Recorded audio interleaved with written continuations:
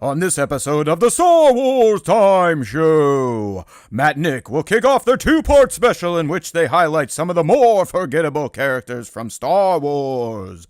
This week, they'll start with 18 of them from the prequels and OT, so stay tuned to find out which characters make the grade.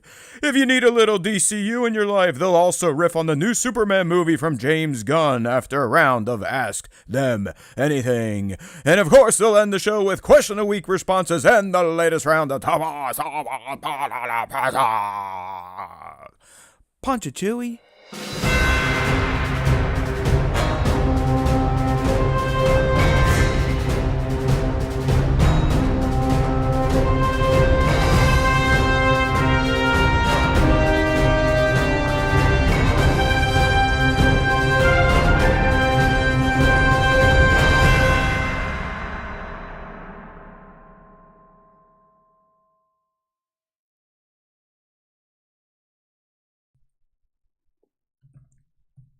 Hey, now, booty, what's going on? Getting a little Canadian up in the intro this week. How's it going, everyone? Welcome back to the SWTS, also known as Star Wars Time Show, because there's always time for Star Wars time, at least for those people that can still dig Star Wars and not hate themselves and hate people that like Star Wars. So welcome back. Good to see some of you in there. I'm always happy to see our man Bango in the live stream chat. Before we touch on his interesting news, I do want to announce YouTube now has fan leaderboards in live stream chats. I don't really, Nick, what does it look like from your perspective? Can you see the leaderboard and all that stuff? Okay, I can. So I can see that there is 25 XP per for chat, right? League. Yeah, League has 25 XP. League just Bango took number has 2. 75. I have 25. Based and Brazen 25. Mando great. Pirate 25. So I think the XP works. Based and Brazen. He's moving up the leaderboard. Up the board. He's paying for it. He's paying for a win. 275 XP. Hot damn. XP Go. For BMAD. That's how it works. It's a pay-to-play system. We didn't put it in. Google did. It's all YouTube's fault. We didn't do this. This is awesome. Yeah, he's number one now. Based and Brazen, number one now. Back at the top of the Star Wars Time Show fan leaderboard. But in all seriousness, this is not a gimmick we started. This is just built into YouTube live streams now. So as a fan, have fun with it. Don't feel like you need to keep giving us money, although we would love that. But you do earn a little more XP for super chats versus just regular chats. But the goal here is to participate. Have some fun, check the leaderboards, keep on yapping so you stay in the top 3. All right.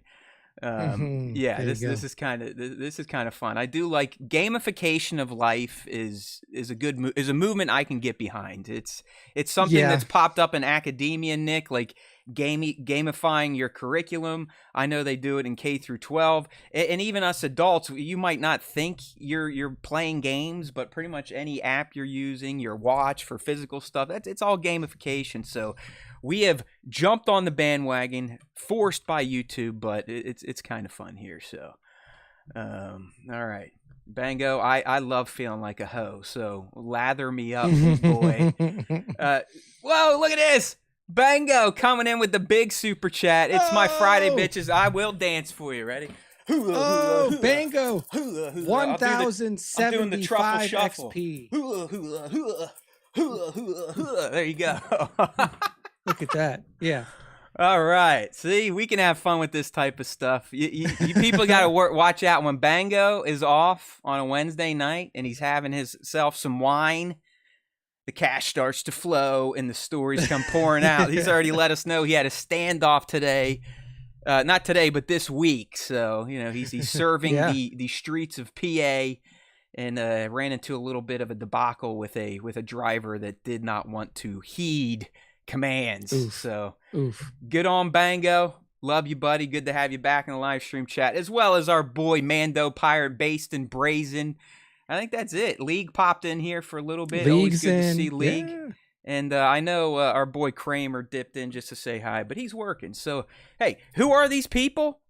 Come find out. Wednesday night, Star Wars Time Show live stream, 5:30 p. East, or as close as we can get. YouTube.com/Star Wars Time Show. It's always a party on Wednesday nights. Okay. All right. Welcome. Here we go. So today, let's just kind of run down. We'll do a little Ask Us Anything. We got some good questions to go through. Not all Star Wars related. In fact, I think they're mostly non-Star Wars related. That's what we like. I'll talk a little bit about the new Superman movie and what I thought about that, and if I've already seen it multiple times due to how good I perceived it. And then we'll get into part 1 of our 2-part special topic series, the most forgettable Star Wars characters of all time. So tonight, Nick, we're covering the pre-Disney era. So, the prequels, maybe some Clone Wars in there before it was sold, and obviously the OT. And then next week, we'll pick it back up in part 2, dealing with the Disney era most forgettable. And yeah, I've seen some of your responses. I promise you, none of you are ready to take up the stage at a funny bone. All right. And here's the deal. Like, when we say forgettable, it's not like they're completely deleted from your mind. I get that. Those are useless characters. We're more talking about characters that might have been given like prime camera spot in a scene, or maybe even had prime dialogue and then just kind of faded away and you never really heard from them again. So that's more of the mantra we're going with for this 2-part series, but we'll get to part 1 here in a little bit.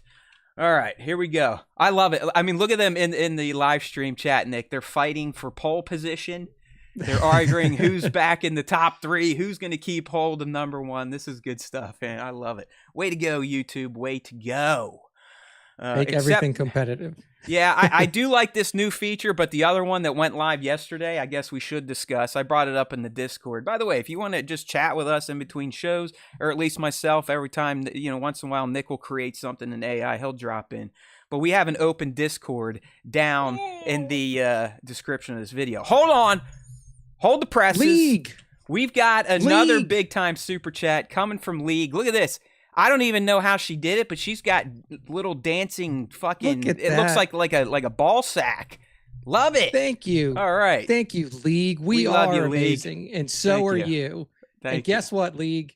You're tied for first place now. In fact, you are first place. You're first place. Oh, this is getting out of control. I love it.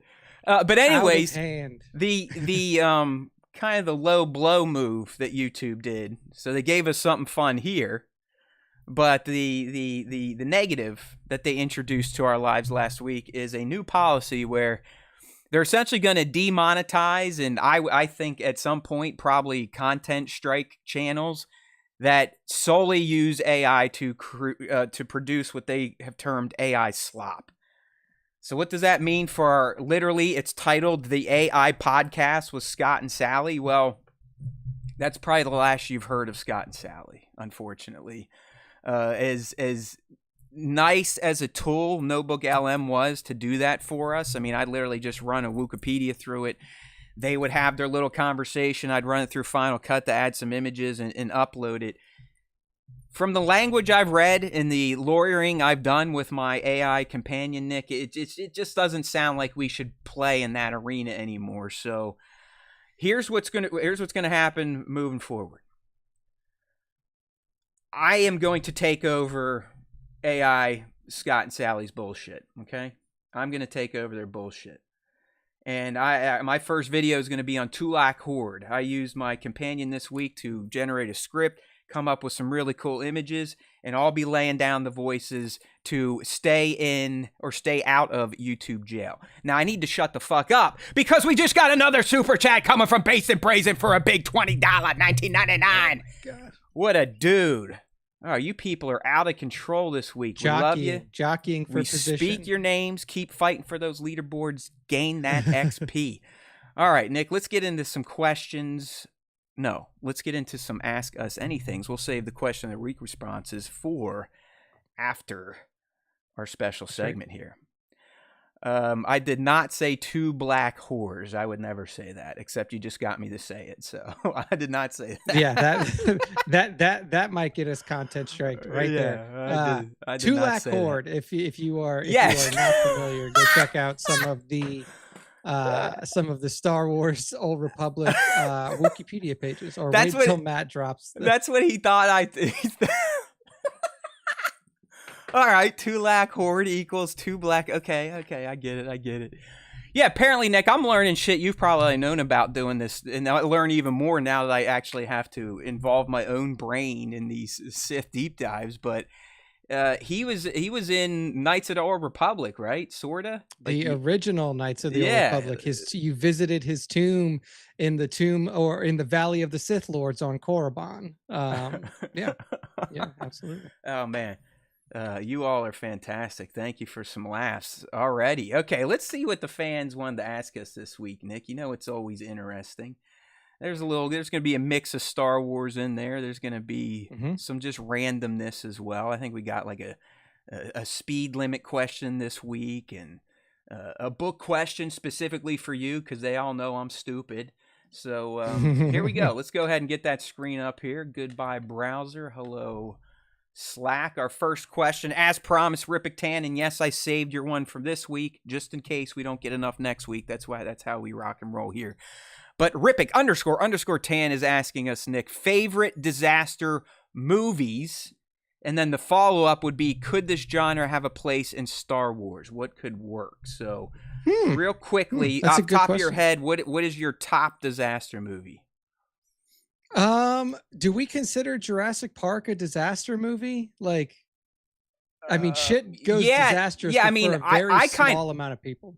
I kind of took it as like the world ending, but I think you could massage it in there. Hey there, Genko. I don't know why you're not subscribed. We'd love you. A person, how's it going? So yeah, you want to go with Jurassic Park? Yeah, if we're gonna say Jurassic Park counts, then I will say OG Jurassic Park for sure is my favorite disaster movie. And do I think that this genre could have a place in Star Wars? I mean, absolutely. Like, there's a lot of different ways that you could work in disaster type of storylines within Star Wars, especially when you're talking about, going back to the Old Republic and like the genocide that the Sith was meting out on the world, or even if you like explored the really, really seedy dark parts of the Empire, you could probably do some disaster type of filmmaking there. Yeah. So for me, I went just straight up end of the world type of shit, meteors coming or natural disasters. And one of the most ridiculous, but one of the most fun I have to mention is 2012. Like, that is, do you remember, Nick, they jump like an RV over collapsing Earth. And so, it's so bad, it's so good. You know what I mean? It's so bad, it's so good. Yeah. So yeah, absolutely. My film, I think, would be less fun. Like, that type of disaster movie would be less fun in the Star Wars universe, because it's like, all right, we had that with Alderaan, and it would be over in 1 second. You know what I mean? It's like, okay, Alderaan, hey, we're having a good day. Oh no, what's that moon in our horizon? Boom! Movie's over. Roll the credits. So, I think Nick's idea of having some crazy ass alien species park being compromised and taking out visitors probably is more suited for Star Wars. All right, good question. Next one here. Coming from Bango. And this one, Nick, like I said, is for you because he knows that I am stupid. Basically meant for Nick, since I know Matt doesn't read, see? But are you familiar with Brandon Sanderson's Stormlight Archive book series? And if so, what are your thoughts? Okay, so I am familiar with it. I am familiar with Stormlight Archive. I am familiar with Brandon Sanderson, especially his finishing off of the Wheel of Time series. But I have not read Stormlight Archive. But if I do get into it, I'll let you know, because that is one of the sets of Brandon Sanderson books that I do want to read. He's a very prolific writer, but yeah, that's one of them that I did you have say on the list. He wrote Wheel of Time, or he's a part of it? Yeah. So the last 3 books in Wheel of Time, he wrote because Robert Jordan passed away before he finished it. And before he passed away, he let Brandon and, his estate know, like, I want you to finish it. Okay. Like, he was the named successor. I was going to follow up with, is this like a blessed handoff in the fandom? Because, you know, sometimes like another creator will come in and fans are like, screw you. I mean, a prime example is right now. I mean, you still have Snyder bros out there basically going like, yeah, there can never be another Superman besides Henry Cavill. It's like, well, okay, we'll find out here. We'll find out. Yeah, there's been many Supermen. Not all of them were Henry Cavill. Yeah, and there will be many more after Henry Cavill. All right, well, and there you probably go. more after David Cornsweat. So just be ready. That guy, I don't know how we're gonna do it, but I need to get him on this show. Like, I'm gonna talk about when I talk about Superman. But that guy is probably a better Star Wars time host than you and me. I mean, he's like me and you combined. Like, he's got the Legends knowledge and the canon stuff down pat. So much so, like, if you watch some of these interviews, his castmates make fun of him. They do like a pretend drink a shot every time David mentions something Star Wars during a Superman interview. So I'm a fan of this dude. Might be buying the action figure. All right. There you go. Nice. Okay. Nice. Big Dizzle Niz. That's our boy Based and Brazen. He's up next on the Ask Us Anything stage. Be the first Jedi to fight Darth Vader after his fall, or be the last Gorman to die in the massacre? I mean, honestly, to me, it's not even close. I would want to be the first Jedi to fight Darth Vader after his fall, because this has been talked about in books. Like, the first Jedi to fight Darth Vader after the fall fucked him up bad, like almost killed him. Because he didn't know how to move around in his suit. He didn't know how to use his lightsaber. Palpatine didn't even give him a lightsaber, Nick. He's like, go get one.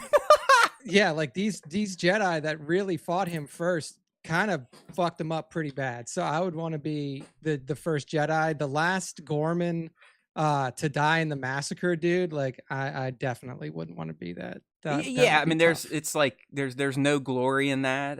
I mean, you've already lost everyone. You're on your own, and then you're just lights out. So I'm with Nick. Yeah.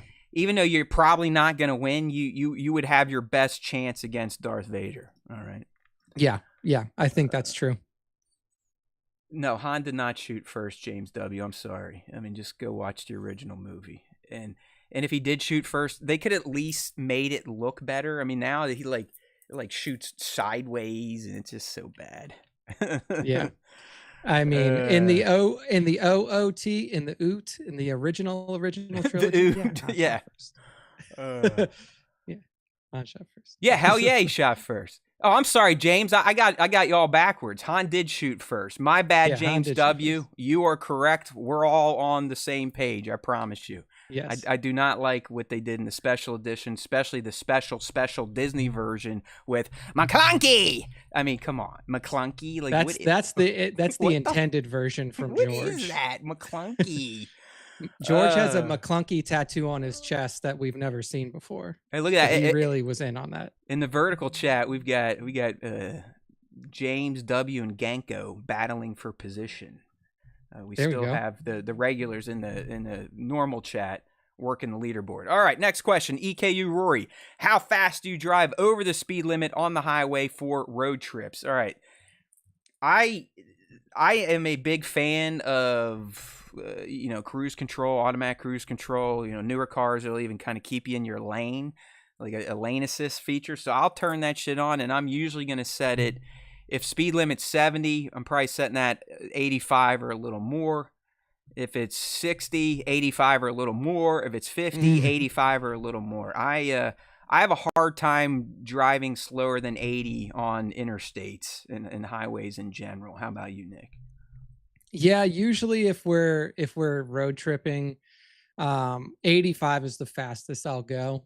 So same area as you. There are some roads in Texas where the speed limit is 85 though. So then I would be doing 95 to 100 hands down. So you could bump it up a little bit there. But yeah, I mean, standard I do 85 when I'm going through specific areas that I know are speed traps. Then I will stay close to the speed limit, because if you're driving along the interstate in Louisiana and you're coming through some of those like little small town areas, they're literally just set up to pull you over and give you a speeding ticket. So, All right. Well, yeah. this is coming from I forget. Banga, are you State Highway Patrol or whatever? He monitors speed, and he just said, don't use him as a barometer, but he lets people do 85 and a 65. So that's like the new. I remember back when I first got my license, Nick was like, yeah, you can usually do about 10 over, and cops won't give a shit. If you're in Bango's jurisdiction, he said 20 over, no problem. All right. So, yeah, anything under 90 is boring, and that's coming from a cop. So there you go. Do you use Waze, Nick, to kind of get the community alerts for police and shit on the road, or do you use radar, laser, any of that crap, or you just fly by the seat of your pants? Just use Google Maps, but Google Maps now also has like the notifications for like police ahead and roadblock or something like that. So they've updated it to where they give you a little heads up as well.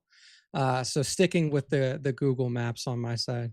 Hey there, P Tate 295. Welcome to the SWTS. Yeah, it looks like Smith is a Wazer. Although Waze, I think they make too many damn announcements sometimes. Like, I just want to listen to my fucking music or Howard Stern. Quit interrupting it and muting it to tell me to turn 9,000 times in a row. I can see it. Okay, thank you. Thank you. Okay, next question, and ask us anything coming from our pal Baron's Black Series. Thoughts on WWE's Evolution? Ladies tore the house down. Yeah, I finally got to check it out. I have to agree with Spencer. I think Evolution was probably the best primetime live event. I don't know what they call them anymore. We used to call them pay-per-views back in the day. But Nick, Evolution is all females. Okay, I guess it started in 2018. It's only female talent. And I would say, without doing any spoilers, the main event of this year's Evolution is probably the best main event I've watched since I got back into wrestling in January. Io, Rhea, the other people involved, it was fantastic. And for the first time in a while, I was actually surprised and did not see the outcome that happened. Okay, I know it's all pre-planned and wrestling's fake. I get it. But I feel like I can typically predict where storylines are going. I had no idea where that main event would end up, and I thoroughly enjoyed it. So there you go. All right. I know Nick is not into WWE, so we'll move on to the next question. This one's coming from our boy Kramer. And Nick, you actually are going to have to take this one, and I'll take the next part. But he's asking first, Nick, what's the great schism? Mm-hmm. Go ahead. Well, because his questions aren't really related. So what's the great schism real quick? Yeah, so the great schism is the moment in history when the Jedi first fractured, and then that's when the Sith first came around. So like the dark Jedi versus the true Jedi split off, and then Ajunta Paul took the dark Jedi over to Korriban, and that's when watch our video, the first official Sith Lord. Yes, that's right. Watch our video on Ajunta Paul. It's on the channel. Check it out. All right, then next, Nick, who are the Yuuzhan Vong, and what book series are they a part of? Yeah, so the Yuuzhan Vong are a race of aliens that invade the known Star Wars galaxy, and this battle happens. I mean, what is it, like 30? Like it's like 30-ish years after the Battle of Yavin, so it is post ROTJ, blah blah blah. And the trilogy that it's set in is called the Dark Nest trilogy. Fantastic trilogy if you haven't read it, even though it's Legends now. So definitely go and check that out. That you get some good Jason and Jaina Solo stuff there, and obviously some really good battles. And that in that trilogy is where Chewbacca dies. In I said this is Troy Denning, huh? Troy Denning did all these, Nick. Dark Nest, it looks like author. Yeah. Yes. All right. Well, there you go. Hey, look, I mean, we are full of answers, even if you don't like them. So, and the last one, and finally, since Scott and Sally unfortunately got taken down, they're not getting taken down. We just can't really use them anymore. But to answer your question, Kramer, I mentioned earlier when you were not here, I will be taking over the reins. They're going to be much slower in terms of when they come out, but you're going to hear these sultry, shitty tones instead of Scott and Sally now. And my first one is going to be Tulak Horde. Okay. There you go. He is he's like the Lord of Anger or something like that. Like he's got multiple titles, but I'll be ripping that one off myself. And my AI companion kind of worked through the script and some imagery this week, so we busting that out. I'm also working on a real long form one that's, Nick, I've probably been stewing on it for almost a year, but it's called The True Power of the Force, and it's going to be a long breakdown. It just takes me time to collect some of the assets and all the other shit that this show requires. All right. Yeah. Here we go. Next question. Nova.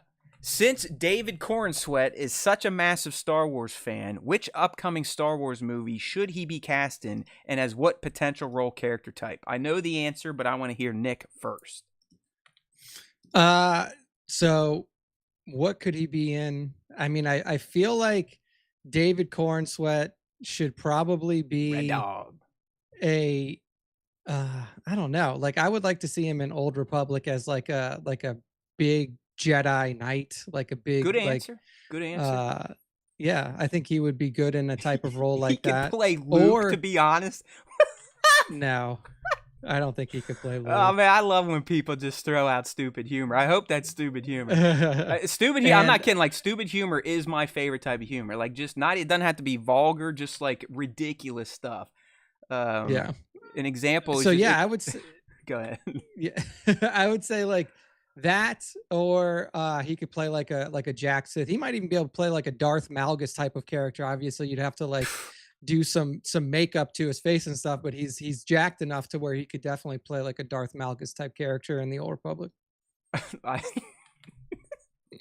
I would love to see David Cornsweet show up dressed as Farm Boy Luke with his Superman bulk, like his black curly hair. I mean, I'd be like, I'm Luke. It was like, okay, we got you, bro.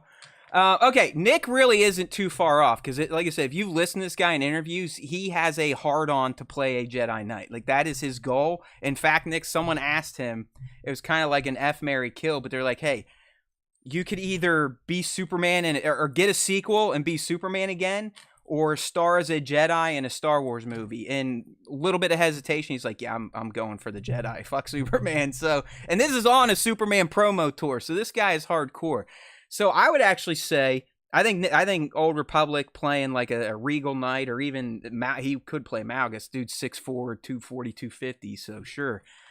But let's try to look forward to a movie that we actually think is going to get made. And I think Starfighter, okay?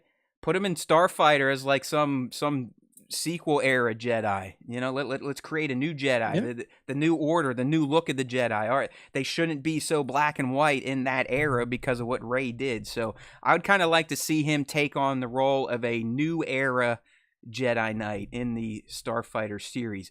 So not super disciplined and regal, but like a little more chill, and probably could hang out with Ryan Gosling's character and not be annoyed 24/7. Okay. Yeah, Luke has dark hair now. Okay. All right. Here's your boy Phil, and I'm going to kind of clarify this for him because I'm stupid, he's smart, and this really confused me. But I'm pretty sure he's not talking about Star Wars because there is no such thing as a standalone Star Wars movie. Am I correct, Nick? Like, they're all connected somehow. There really is not. Yeah, I mean, I guess like really the closest standalone, no prequel, sequels, or spin-off. I think that this isn't related to Star Wars. That's what I mean. So yeah. What is your, like, a movie you've seen? It's only its thing. There's nothing before it to explain it. There's nothing after it to expand upon it.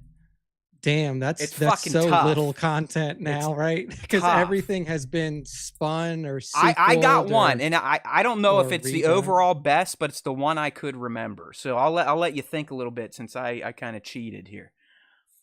Again, okay. I know I'm gonna miss one because when I was a little kid, it wasn't just mass producing sequels left and right. You actually got new IP. Yeah. But I'm gonna say fairly recent, within 10 years, Interstellar. There.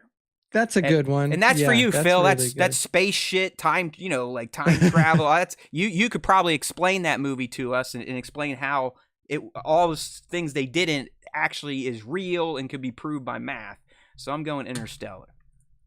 Nice. Oh, Life of Pi. That's a good one based in Brazen. I haven't watched that in a while, but that was a good flick. Life of Pi. Wow. This is really hard because like I have and Interstellar is actually such a good answer. If I was gonna go, like, I would go like way back and shoot. Okay, I'll just pick like a random one that Taylor and I watch all the time, and it's just a comedy movie that people may not have seen. It's called Rat Race. If you've never seen Rat Race is the most ridiculous, funny ensemble cast that like came out in the early 2000s. It's got Seth Green, I was gonna say, I know John Green's in it. Lovitz, Whoopi Ooh, Goldberg. Inception's a good one, Bango. Like all like that kind of stuff is like I've seen Interstellar once, but like it's a long ass movie, and it's like it's really hard to watch those like super long ass movies just as like I'm just gonna watch something to watch it. Superbad's another good one. Like any of those like early 2000s comedies, I think that like those are really good answers. Galaxy But Quest, yeah, that's a good one. I mean, I know Galaxy you're Quest is a laughing, good Red Dog, but that's a fun movie. All right, we got some good ones in Yeah. there. Some of the fans, for those who just listened to the podcast, we had a Life of Pi mention, an Inception mention, Superbad. We have some agreement on Nick's Rat Race, Galaxy Quest, Spaceballs. Although League, that one's just been canceled from this competition because it is getting a sequel. It's getting a sequel. All right, good stuff there. Everyone playing around. All right, that's it for Ask Us Anything. Nice and quick, good questions this week. Thank you, fans. If you want to get involved in the Ask Us Anything, which always kicks off the show after a little bit of BS, make sure to check out our socials on Instagram, Twitter, YouTube, TikTok, Discord. We're all over the place. People just don't know, so you gotta look really, really hard. Okay. All right, so let's switch things up. We got a little pop culture talk to get into. Not much, but a little. You've heard us talking about the star over and over, David Cornsweet. That's how you say his name, Kramer, by the way, Cornsweet. Who I did not know was like kind of the dorky tech white guy in Twisters. That was like before he put on 40 or 50 pounds of bulk. But he is in Twisters. That's where he learned he got the role. But anyways, the new Superman is here from James Gunn. I've seen it twice, if that says anything about it. I thoroughly enjoyed it. I found it to be a completely different live-action take on Superman than we've probably ever gotten. I think the best way I could describe it, Nick, is I don't know if you've ever watched any of the DC animated movies of the early aughts or like the 2010s. I think I saw Flashpoint. Yeah, that okay. might have been one of the only ones I've seen. You understand that those were actually pretty fucking good. I mean, yeah, they were animated, but they're pretty well done. They honored the tone of comics. They felt like living comic books. That's where we're at with this Superman. It is 100% a comic book brought to life. Superman is goofy. He's real. He feels like a human. I mean, he jokes around. He screws around. He's got... I mean, he talks about how he makes mistakes. I mean, he's just very relatable. He's not this gruff, I'm just going to sit here, tough guy. He's very comic book Superman, like kind of slapsticky. And I really appreciate it. And I think David pulled off this version of Superman expertly. I would argue his take on Clark Kent is even better. I mean, him and Clark together, him and Lois together, it's damn good. It surprised me. I went in with low expectations. I'll be the first one to tell you the trailers really didn't move me, even though they used a little bit of the John Williams motif to try to like capitalize on some nostalgia. It was nothing like, oh my God, I got to go see this. I mean, of course I was going to go see it on opening day, but it was nothing like, if I don't see this, my life is over. But after coming out of my first screen, I was like, you know what? That was really freaking good. The cast was great. Nicholas Hoult as Lex Luthor, probably one of the best takes on Lex I've seen. Very comic booky. The villains were good. The other good guys, I mean, the Justice Gang. Guy Gardner, played by what's his name? I can't believe I forgot. Nathan Fillion. Yeah. I mean, just Mr. Terrific might be the breakout character of the film. I mean, just the music, James Gunn always really focuses on the soundtrack for his movies. He actually just made an old Iggy Pop song famous again. I think it's had like 200,000 downloads since last week. Punk rocker. Nice. because that's kind of the tone. I mean, Superman's punk rock, and his version of punk rock is being kind to people. So the other thing you should kind of take from this, don't listen to all that stuff out there on the right about wokeness, this and that. Like those people are broken. Like, Superman's always been woke, if you will. That is the character. I mean, he's a freaking immigrant. He is an illegal alien to the definition, and all he's trying to do is be the best human he can be and help other humans out. So if that stuff offends you, I don't know, maybe rethink the type of media you consume, because being nice to people is okay, and it doesn't make you a pussy. It makes you a tough guy. So I think the new Superman is excellent. I would give it probably an 8 to a 9 out of 10. I've already seen it twice. I've seen it in IMAX and Dolby Atmos.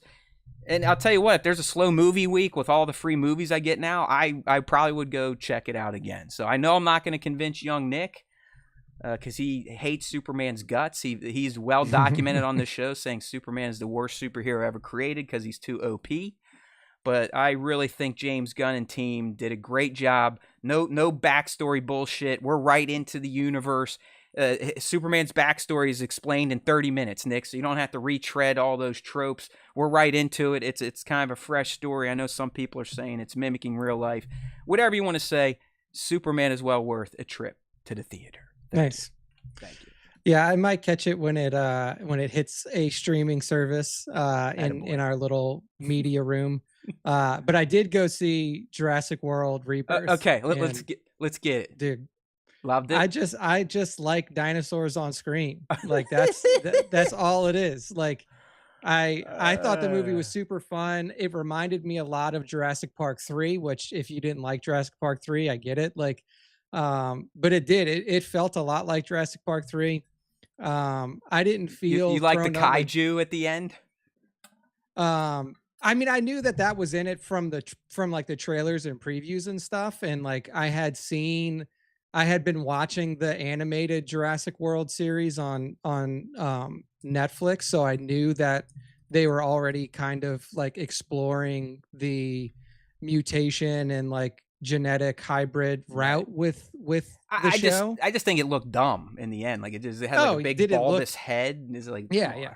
We can do better than that. Dumb? Yeah, definitely looked dumb. But like I get like, what they're trying to go for is like, this is this is what they said in the beginning. Like the stuff that's here is the fucked up stuff. Like the stuff that was so bad they couldn't even show it to people. All right. So my question, I will agree with you.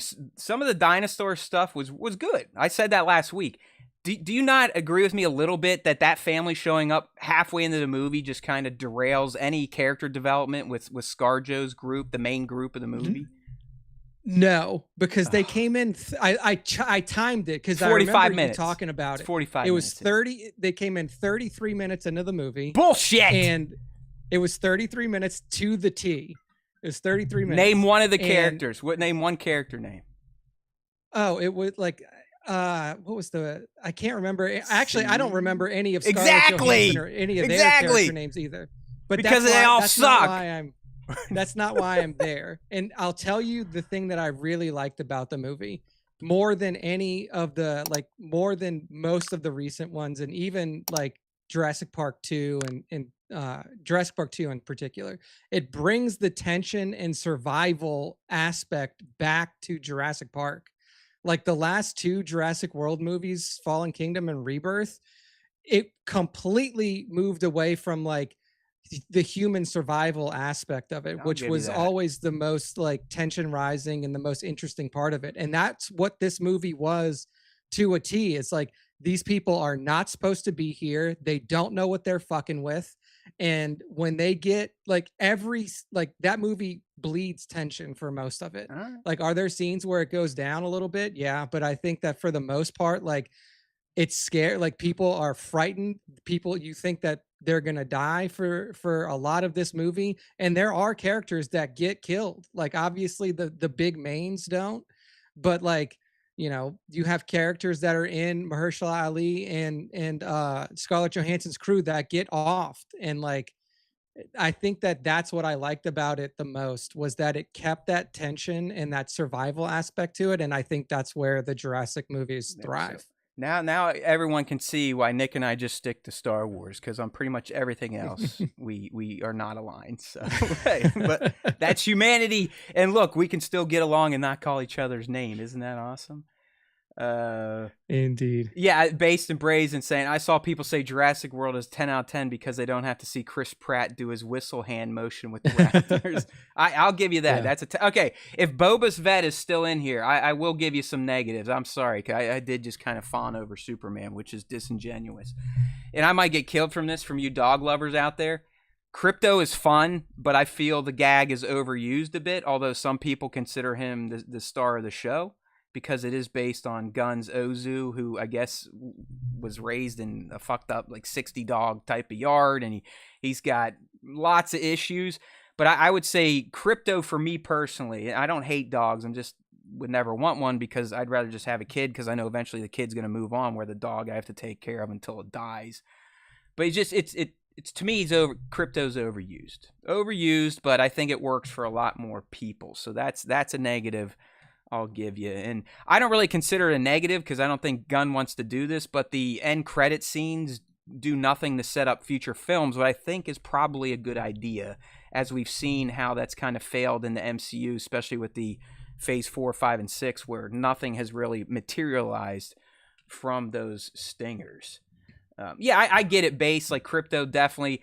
I'll tell you what, Nick, I have not been in an audience as full as Superman had. I mean, I think it did well. I mean, obviously it didn't do as good as Man of Steel, and I know people are like, see, it's like, dude, that was in 2012. We're in 2020. Yeah, I mean, the movie theater business is entirely different. So the fact that it made like 120 or something domestically, that's a win. You know what I mean? That is a win. So kudos to the team out there. All right. I think that's that for Pop Culture Talk. Thanks, Nick, for sharing your opinion on the new Jurassic World Rebirth. I'm sure it'll be trying to battle Superman for top spot. Will they hold off Smurfs or the sequel Dude, to I Know What You Did Last Summer? Dude, the Lilo and Stitch movie is going to be the highest grossing movie of this year, which is fucking wild, because it's almost made $1 billion. I did see that, Nick. I just forgot to talk about it on the show, and it's pretty fucking good. It's pretty good. Like when I saw the previews, I was like, this looks like it will be fun. Like, it was a good movie. It was a good movie. I mean, it like a lot of the Disney remakes, the live action remakes, I mean, it faithfully honors what happens in the film, but I don't know. I definitely laughed, and you get some feels going in that one. So I could see why that is. All right, we got a question 995 million worldwide, so it'll cross $1 billion. Damn, and the people saying Disney broken. All right, Boba's Vet, I'll give you one more, and then we're getting into our topic. If Django never shot Zam Wessel with a Kaminoan dart in AOTC, then the clones would have never been found by the Jedi, right? Would this have changed the war, you think?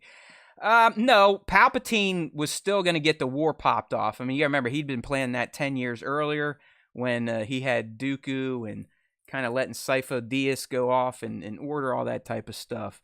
It probably... It would have delayed the Jedi finding out about the plot. Correct. Yeah. I think it would have kicked off with an actual assault by the CIS versus the battle arena where they had the Jedi kind of cornered, and the Jedi were the one trying to squash things. I think it would have been more of a surprise attack from the CIS on Republic worlds if that never happened. Still a good question. All right, we got a sub. And there, I also Boba's like Vet. the name. Appreciate it. Boba's Vet subbing. Yeah, because it's does the Boba's MC Vet Chris... have a vet? That's the question. And if you do, what year is the vet?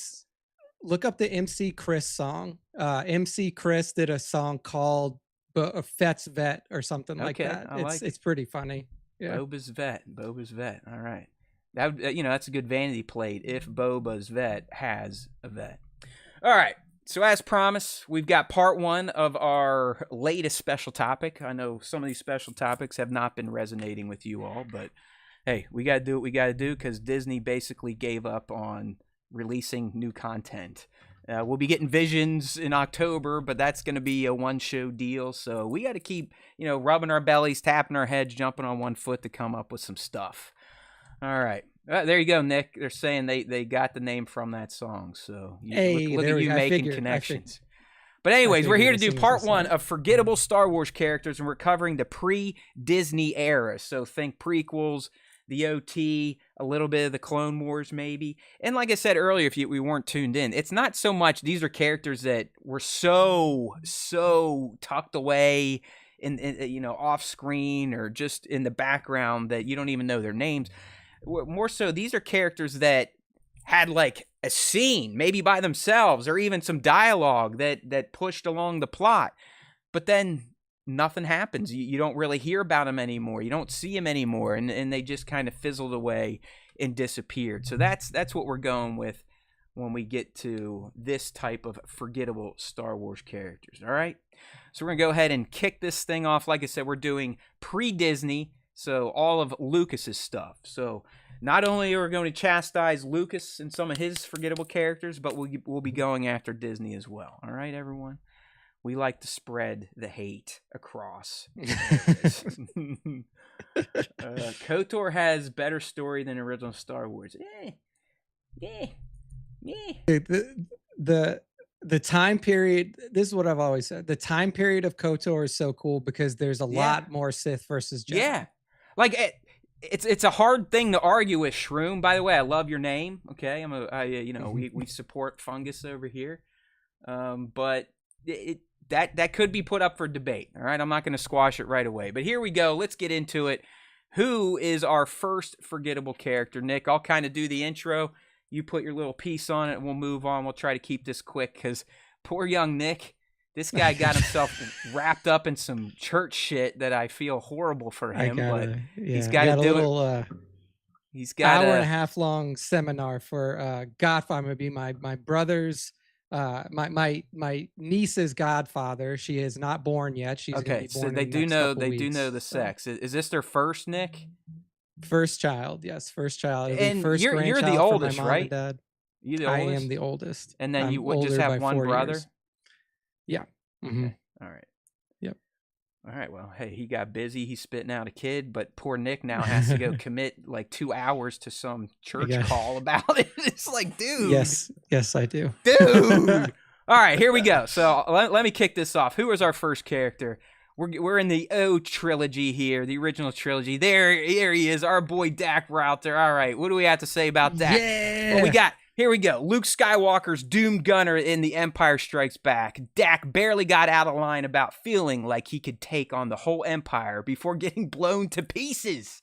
He's the poster child for expendable rebel crewmen, despite technically being in one of the saga's most iconic battles. So, Nick, Dak, he's Luke's wingman. He's getting ready to prepare the tow cable. He's ready to take down the Empire, and then zap, he's toast. Just like that. So I do think Dak fits this list pretty well.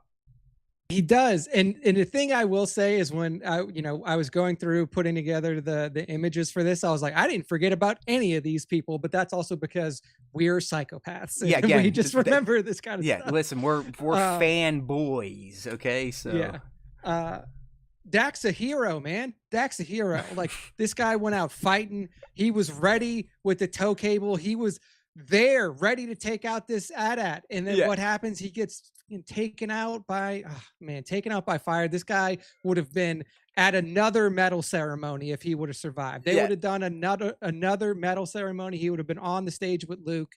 And except he ends up in that meme from Starship Troopers where, like, I did my job, I did my part, and then Dak would come on, I didn't do jack shit. That's right. So Dak, rest in peace, bro, but you drew the short straw. You were sitting in the wrong seat during the Battle of Hoth. I just saw Nick show off his Dubby shaker, so just want to remind everyone, if you want to try it out, hit up dubby.gg, use code SWTS at checkout to get a little discount, and you might be helping out your boys on the SWTS. That's right. Get yourself some jitterless energy, and it tastes good too. They got new Japanese yuzu flavor out, so if you like lemon, like very fresh type of flavor, try that one out. I do love some lemon, man. Just even some lemon water. I think I talked about this, but I've become like a seltzer water junkie, which kind of saddens me. Because while it's good for you, carbonation still has acid, so it'll eat away your teeth just like regular pop. And it adds more cost to the family bill. But damn, man, this lime ginger from Nixie is like crack. You know, for people that don't want to drink sugar pop all the time at all, seltzer's the way to go. All right, here we go. Bubbly, yeah, bang goes into the bubbly. I've become a fan of seltzer. I guess it's just a sign of my old age and me liking to stare at clouds and scream at them. All right, so who is next on our list? Let's see. Let's bring it up. Oh, it's our boy Yin Yum. Yin Yum. Lando's chuckling co-pilot in ROTJ. He may have flown the Falcon during the second Death Star run, but most fans can't even remember what his name is, okay? If they even noticed he died in The Rise of Skywalker, it would be a miracle. His strange Soliton voice and minimal dialogue left him more of a trivia answer than a real character. I mean, it's right. I mean, in the first movie, he's basically like a vagina face, and when he talks, he's like so, and he does die in The Rise of Skywalker, but nothing's made of it, kind of like someone that might show up on our list next week. So what do you think about Nien Nun? I mean, he was an essential part to the Falcon crew. Like, how can you forget Nine Numb? How can you forget his voice? How much he contributed to the cause of taking down the first Death Star? Like, this guy is a key component to the Rebel assault. You cannot forget about Nine Numb. All right, you got to remember Nine Numb. Always remember Nine Numb.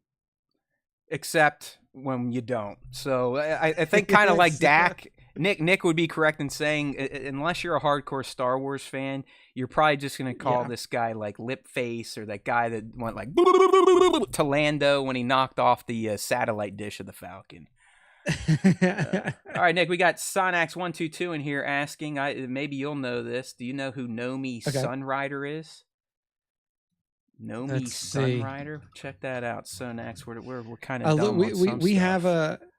We have an internet machine here that we're working off of, so I can look at Force sensitive human female who served as a Jedi Master and later Grand Master of the Jedi Order in the days of the Galactic Republic. So she is likely around during the New Jedi Order. No. This is old school. Yeah, this is like old school Galactic Republic. I'm going to say here. no. No, this is later. This is, I mean, I'm not super familiar with her now, but fighting with Exar Kun or against Exar Kun puts her, so this is some so like later stuff. We failed you on that one, but we're just gonna answer it for you. No, she's not gonna. This is like a super live action, super canon. deep cut. I'm sorry, canon, no way. All right, next figure. Yeah, I mean, listen, if you're an old guy, people like Dak or Yin Yum, they're going to stand out. I mean, Yin Yum had a great Kenner figure, like Red Dog is saying. Sonax, you're probably right, but as we've seen, and I'm not here to listen, I'm not one of these people just shits on Disney Star Wars, but I think it's pretty evident now that kind of like George Lucas, Disney has zero interest in characters that they're not creating. So I think we just got to recognize that and keep our fingers crossed. All right, our next character on this list of forgettable characters from the pre-Disney Star Wars era. No, say it ain't so. Not Lobot. I mean, he's Lando's bald cybernetic assistant who says nothing and does even less than Empire Strikes Back, Nick. While he has a cult following some great comic arcs, most fans just remember him as that guy with Wi-Fi on his head. So, I mean, listen. That's a pretty apt description of Lobot. I mean, unless you've read some of the recent comic runs where he kind of becomes a main character with Lando and some weird shit happens, he literally just is just acts through facial emotions and waking up when his transmitter kicks on. So Lobot looks cool. Lando's number 2 is best bud, but I mean he's pretty forgettable in the end. Yeah, I mean, I think that most people will probably remember him now as like if you're into the animated wing of Star Wars, like this was the inspiration for essentially what happened to Echo after he's captured by the techno union and hooked up to the, all the machinery that they were doing to like break through the Republic battle plans and stuff like that. So technically, Echo did it first, right? Came before Echo him, made this look cool. Yeah, like Echo is technically in all ways chronologically, he comes before Lobot, but obviously we know that Lobot was Lobot introduced used to scare me as a kid. I like that. Echo stuff. So there you go. Yeah, I mean he looks kind of creepy, but in terms of his movie role, Lobot pretty forgettable. Yeah, honestly, big boy, I think it's Glup Shido, not Gulp Shido, but yeah, Glup Shido is probably one of my most favorite characters of all time. If people don't know Glup Shido, look it up. It's kind of like an internet meme. I forget where it comes from, but like someone's like, "Oh yeah, Glup Shido is my favorite character in Star Wars," and there we go. We had a movement on the net. All right, moving right along. We're going through talking about forgettable characters from the pre-Disney era of Star Wars. We've discussed Dak Ralter, Nien Nunb, Lobot, and up next, honestly, is probably someone you didn't even know had a name. So she easily makes this list, and we're talking about Torrin Farr, the map lady from Empire Strikes Back. So let me give you a little background on Torrin. She's a rebel officer who famously said, "Stand by, ion control, fire," in Empire, and that's about all she did. She had one job and nailed it. But outside of people like Nick and I, no one are even going to be able to tell you if Torrin Farr was in a Star Wars movie. In fact, I think they'd say, was she a Jedi? So, Nick, did you even know that her name was Torrin Farr? Let's start with that, because I did not. So this was one definitely that I did not know the name of the character when I first saw it. And then when I looked it up, I was like, okay, so this is the Echo base. Yeah, like, essentially the person that's running the evacuation at Echo base. Because didn't one of our dumbasses when we were breaking down Andor say, hey, Clea Marquis would almost work for that role. Yeah, like fit well within that role. It's not. It's Torrin Farr, a Jedi-ish type of name, but no, she's just the standby ion control. Yeah, indeed. So yeah, I mean, I knew of the person as soon as I saw the line standby. I was like, okay, I know who it is. But yeah, I mean, obviously a very instrumental character to the survival of everybody who was on Echo base and got off. Like without this woman leading the evacuation and calling the ion control cannons out and disabling those the Imperial ships in orbit, everybody that was on big cheer, big time cheer, killed. They're like, yeah, first transport away, woo! That's all because of Torrin Farr calling out the ion cannon. So listen, I've always loved Torrin, and now that I know her name, I feel like we could be friends. But she still is highly forgettable to casual fans. All right, up next on our list of forgettable Star Wars characters of the pre-Disney era, we have someone that, might just know him as the crying Rancor guy, but we're talking about Malakili here, all right? His big moment is sobbing over a monster that eats people, tried to kill our boy Luke Skywalker, and that's really it.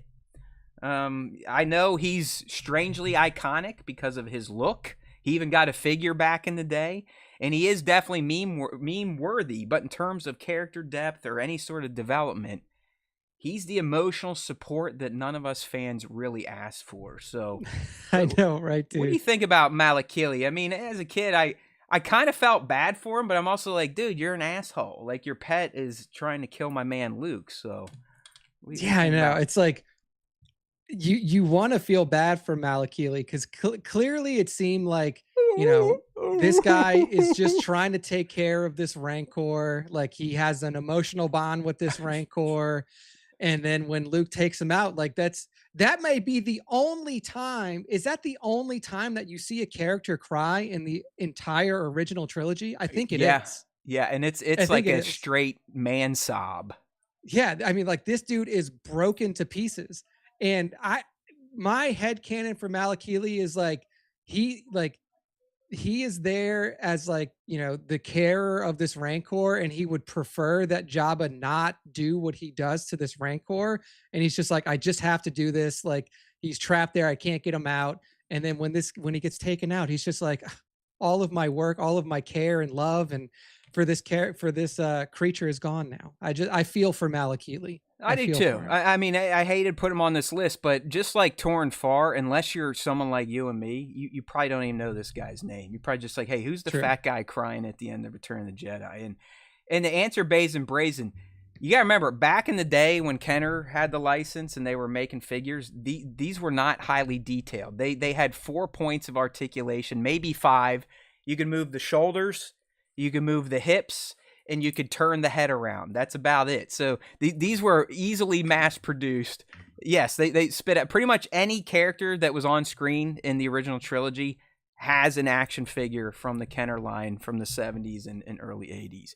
And I have most of them in the vault. Got to sell those one day, you know? Can't be working till 65. Nick got to retire. All right, we're having fun. We're going through here. If you're just tuning in, we are breaking down some of the more forgettable characters from the pre-Disney era of Star Wars. Up next, and this is another one. I was like, you know, as a fan of the Oot, as Nick calls it, the OOT, and Lapty Neck, and the puppet version of our next forgettable character, it was hard for me to put her on here.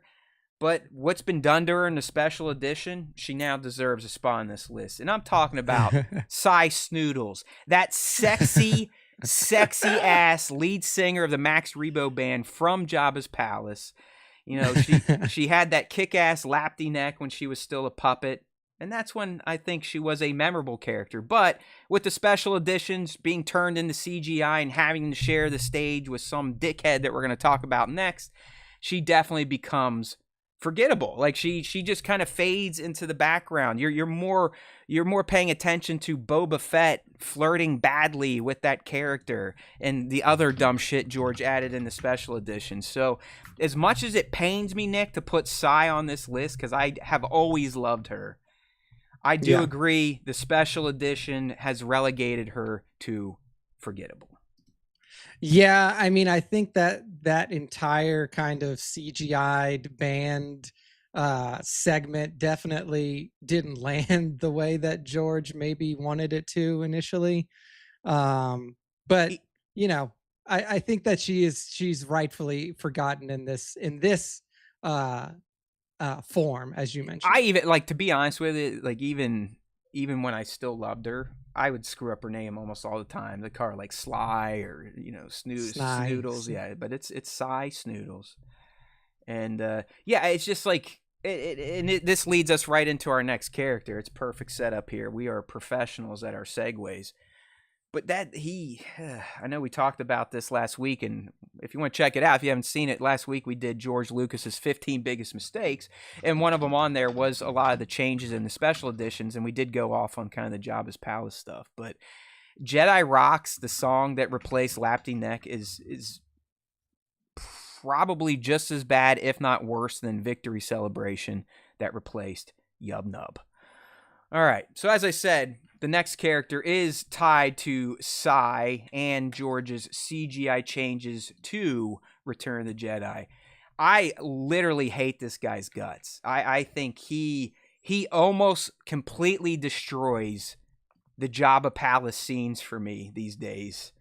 And I'm talking about this ass, this loudmouth, who brand new, wasn't there in the first version of Return of the Jedi like Sai was, but this John Yowza pops out, all right? This CGI-fueled Yuzzum, who belts out vocals in the Max Rebo band's infamous, if not shitty, special edition scenes from Return of the Jedi.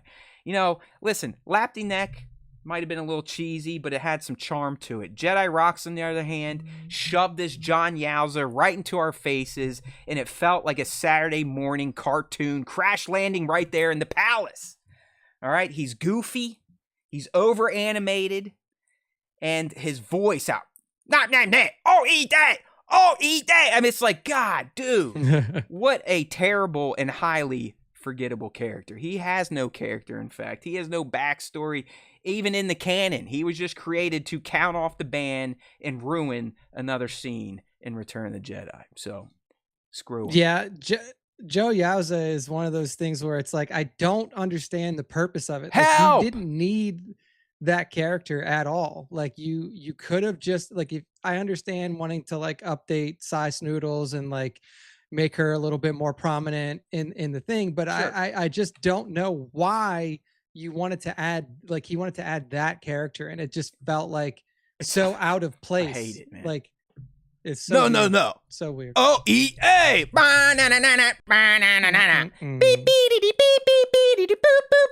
Yanny nah. I mean, it is so bad it's stuck in my head. That also shows you how big of a fucking Star Wars geek I am. All right, even the stuff I want to forget, I can't forget. Okay.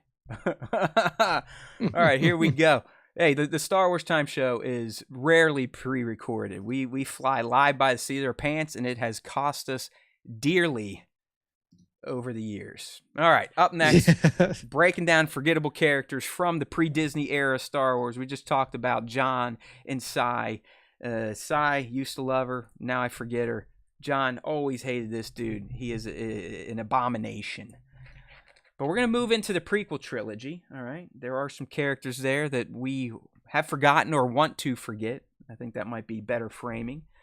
So let's kick off with the good old Jedi Master, the long neck one. Honestly, the shot we have up now, you would think this was a living sperm, because that's kind of what Yarael's head looked like. Let me give you a bio, because people might forget him, but he is that long-necked and long-forgotten Yarael Poof was a Jedi Council member in TPM. His weird appearance made him meme-worthy, but his presence in the film was a blink and you'll miss it type of affair. He got more screen time on Robot Chicken than in the actual saga. I'm pretty sure that this screenshot that we have of him is from Robot Chicken, because it's so hard to find a really good one from the actual movie. You're right, because I wanted to use him for our question of the week thumbnail, Nick, and even the StarWars.com databank shot is basically blurred out. It's blurred out, dude. It's I try, because like most of these characters, I tried to use the screenshots that are directly from Star Wars databank. Like, but this one, I was like, what the, like, I got to find something to this guy, but it's so like the character design, and this just kind of fit what George was doing at the time for Jedi in the prequel era.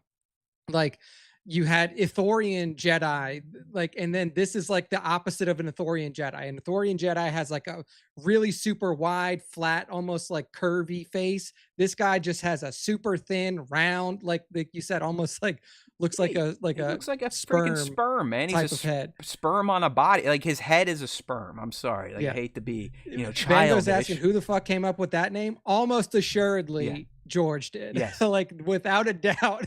If you see some of these names and you're like, who came up with that shit? It was George for sure. Like he comes up with some weird ass names for everything that he puts his hands on. It just always happens. I like this handle in here. Your mom is in my bed.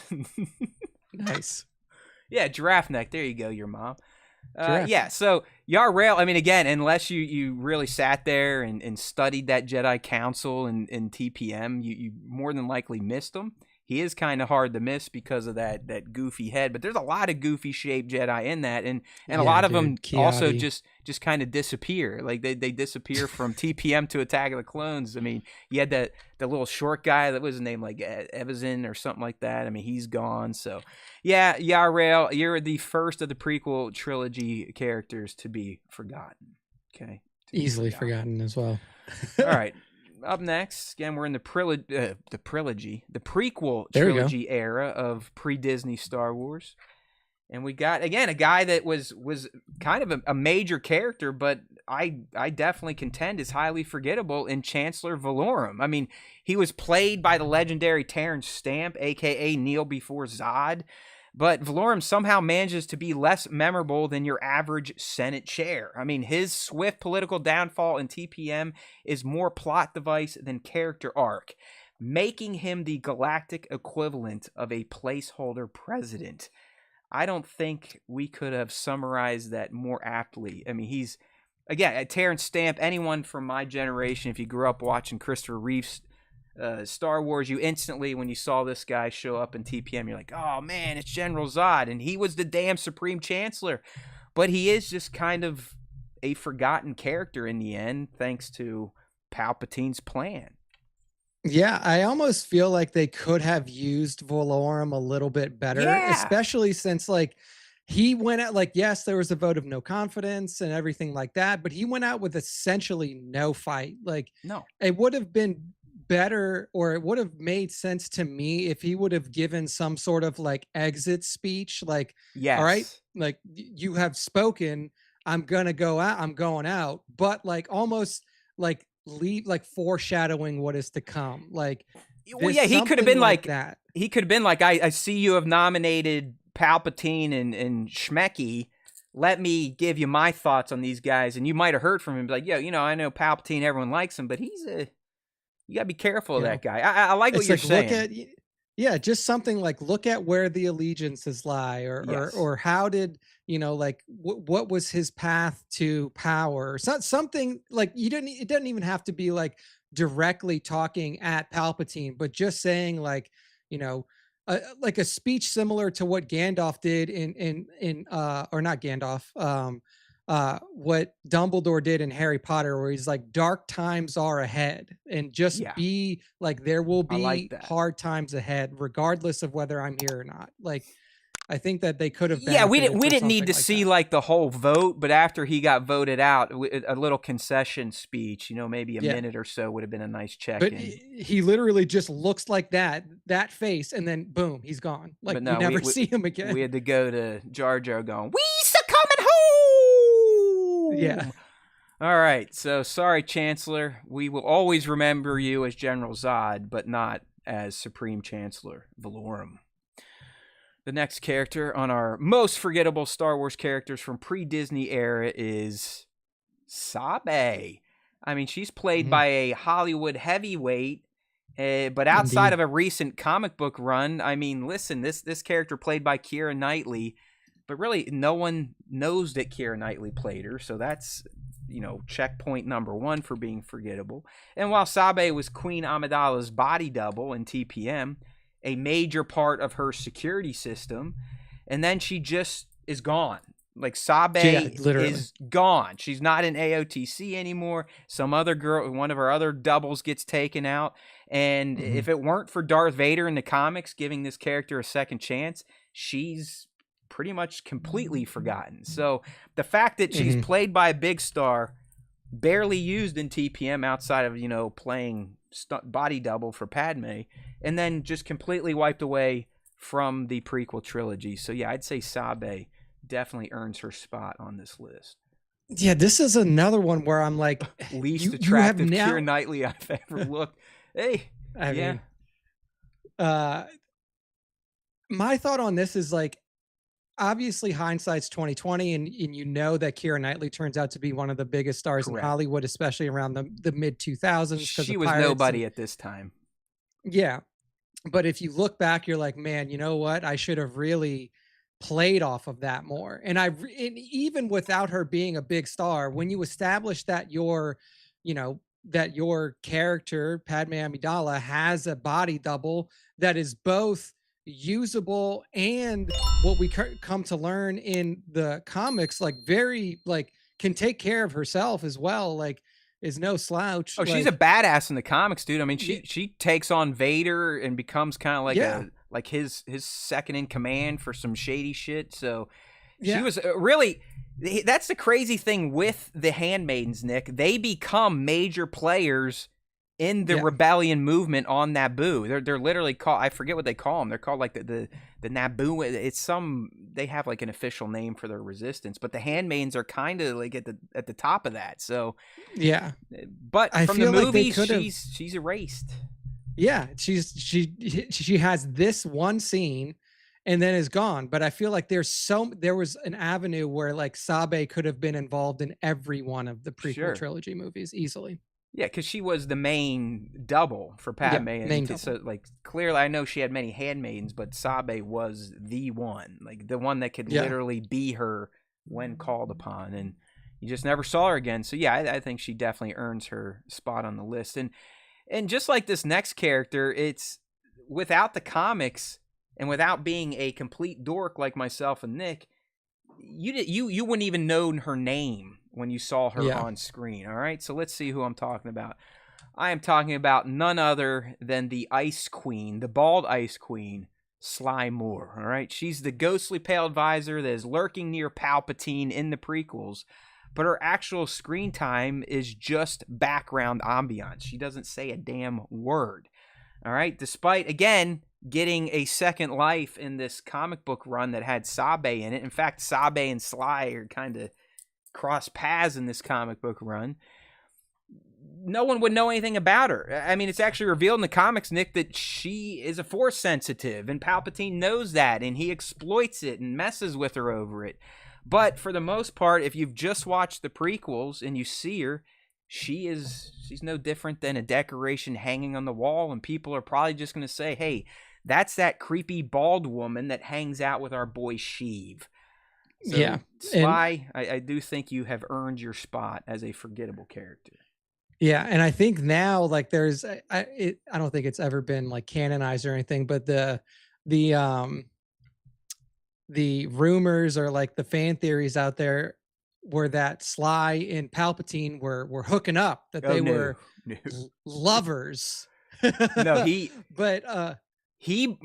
busts her balls just like he did to Vader, like, because he knew she had the Force, and he would exclusively mess with her over that type of stuff. Yeah. But yeah, I mean, it's another one where, like, even if this character, I feel like could have had a really good place in the Clone Wars animated series. Like, you're already in that time period. Yeah. You're already like she's already established through the prequels. Like, she's, like you said, she's not even seen. You don't even see her. I don't think. And like, maybe there's one Senate chamber scene where you see her, but they give Masamita time. Like, he's allowed to talk in both the movies and the Clone Wars. I mean, hell, Masamita, it made it all the way to Andor. I mean, he was clearly Palpatine's top-tier advisor, not Sly. Palpatine forgot her. We're going to forget her, too. All right. Dang. Sorry, Sly. You're looking good with that. I mean, she's like Mr. Freeze, but not in the fish tank. You know what I mean? All right, our next character. And listen, I don't like any of the captains that Padme hangs out with. And I think Panaka probably should have made this list, but Panaka's memorable because he's like a dickweed. Like, I never liked Panaka from TPM. So we're talking about his replacement, Captain Typho. So he replaces Panaka as Padme's security chief, and still he ends up having even less personality. All right, he's got a fake eye to make him stand out. He's got a blaster, and he didn't do much of anything in Attack of the Clones and Revenge of the Sith. Hell, I mean, he's barely even spotted in Revenge of the Sith. So I mean, even Yoda in the 2D Clone Wars kind of discounted this character. So we'll always take Yoda's lead. We're going to forget Typho as well. What do you think, Nick? Who was the more forgettable captain, the Typho or the Panaka? I mean, I think Typho for sure, because at least Panaka, like, was a part of leading the retaking of the Naboo castle during TPM. Like, the dude's out there, he's on the battlefield, he's fighting. He leads a successful raid and retake of the castle. He gets the cool rappelling scene where he gets to shoot his gun up and then come up the side of the building. So I think there's some good stuff with Panaka. But yeah, honestly, like, Typho was just like completely one note and then completely forgettable. Like, literally didn't do anything. Always he's like, oh shit, Padme, I should have saw that they're trying to blow us up. My bad. Are you okay? We killed another one of your decoys. And that's pretty much who he is. He's just like, oh, missed that one, even though I'm head of security. Missed it. All right. Yeah, sorry. Messed that one up. See you, Typho. You are out of here. No one likes you. Although he looks like Maori, right? Yeah, I wonder if he does look like, if you were, he could have got the casting for Boba Fett or for Jango Fett. Like, I know what you're talking about, but like he even though Tamara was young too when they shot this movie, him and Tamara look very damn close to each other. And Typho kind of looks like the the somewhat grown clones on Camino. You know what I mean? Yeah, a little bit for sure. All right. So yeah, he just got the shitty end of the casting. They're like, we have two roles here for New Zealand Maori actors. One of them Captain Typho, one of them Jango Fett, and then he just got the short end of the draw. You know what? Honestly, dude, I think he probably lost out on Boba because he's too big. Like, probably too tall and too thick, you know what I mean? And Yeah, that We makes love our sense. Mandalorians, but it's not like Boba Fett, especially Jeremy Bullock. Boba Fett was never some hulking, beefy looking character. So, all right. See you, Captain Typho. You have been forgotten. All right. Another Attack of the Clones debut character. In fact, I think Boba's vet mentioned her earlier. Yeah. But she is forgettable. We're talking about the shape-shifting Clawdite assassin from Attack of the Clones. That's right, Zam Wesell. All right, she had one of the coolest alien abilities in Star Wars, but then she gets taken out by a dart before we ever learned anything else about her or her species. She and her kind, a very cool concept, could have done some interesting things, but overall the character of Zam Wesell and her shape-shifting Clawdite powers are a wasted opportunity. So, yeah, forgettable. Yeah. Zam. Yeah, I mean, more than the character of Zam, which fun fact, my friend named his cat Zam after Zam Wesell just because he thought the name was funny at the time when nice. Dig it. The movies came out. So he had a cat named Zam. But also the bigger miss here is, like you were saying, the Clawdite species. Like, why have we never explored that any for? Why have no other species relatives shown up in Star Wars again? Shapeshifters are cool as fuck, and that you can play around with a lot of different stuff with that type of character. It's just very weird. It's never been re-explored in Star Wars. Here's the other big why in a plot hole of that whole chase scene. Why, when she made it into the bar, did she not shapeshift into something else and take off her just clothes? change her appearance. Like, I don't know how it works. I don't know, Zam. Like, I mean, if you're being chased by Jedi and you had a little bit of a lead on them and kind of got mixed up into the crowd, why would you be like, no, I'm going to try to sneak up on a Jedi with a blaster, instead of just be like, I'm going to save my ass and completely change into something that they're not even going to recognize. But hey, what do I know? What do I know? George is the maker. I've been told the prequels are the greatest films of all time with zero plot holes, and they are executed perfectly. But I don't know. I think I just punched some holes in that one, Zam. Anyways, you were forgotten. Goodbye, sir. Or it. Whatever that is. Or Claudites, would they be considered its because... I guess, yeah. I mean, because they I don't know if they're gender. Are they like hermaphrodites? I mean, who knows? Yeah, I don't know. Clawdites are sentient reptilian species whose members could change shape to a person and a humanoid. Well, so they're a lot of reptiles are hermaphrodites, so probably. Yeah, they're hermaphroditic, so that you could change your sex from one to another. But maybe, yeah, maybe they were like that.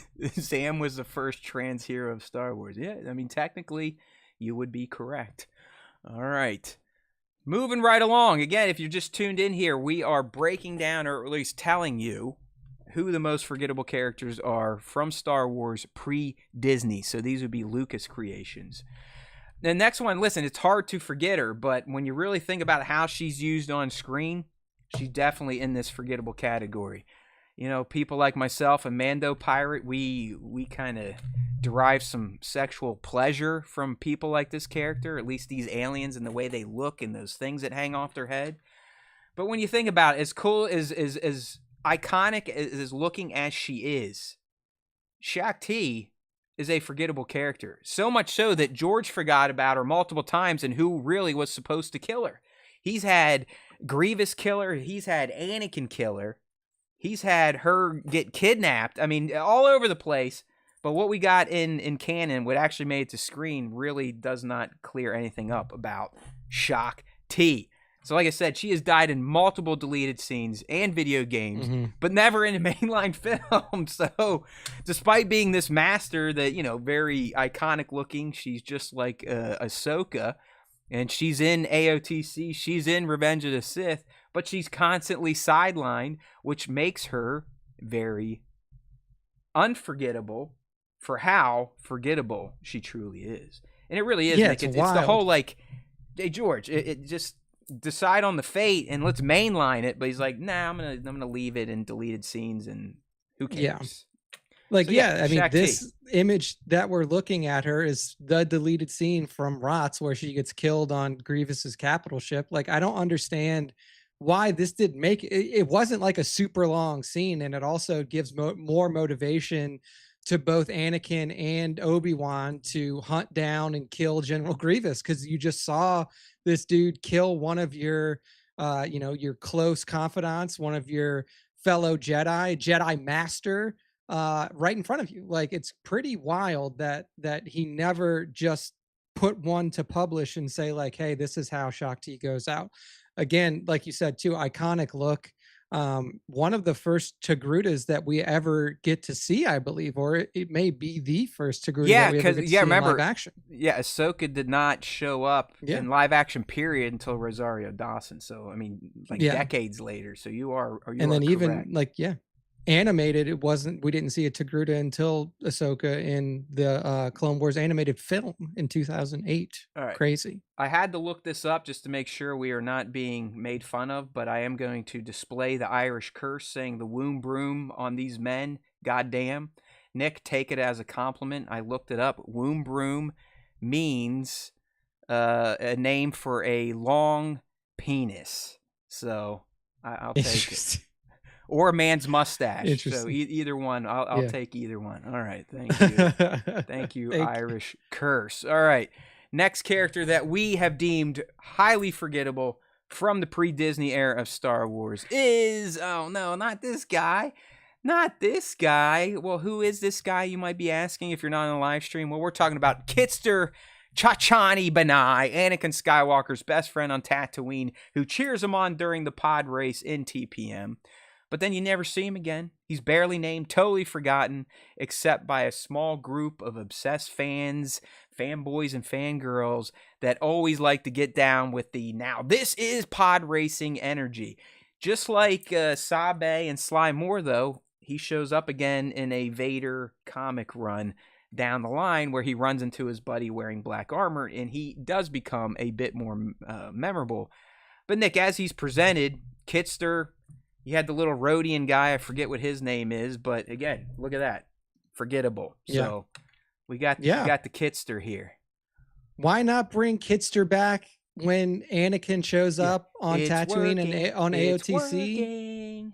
Yeah, something like, he runs into Watto in Tatooine or on Tatooine in AOTC. Why not run into Kitster and he'd be like, "Oh gosh, Anakin, you're a Jedi now?" Like, there could have been some interesting. You're right. I mean, that would have been a nice callback to see Kitster and the Rhodian pal still slumming around on where are they, Mos Espa.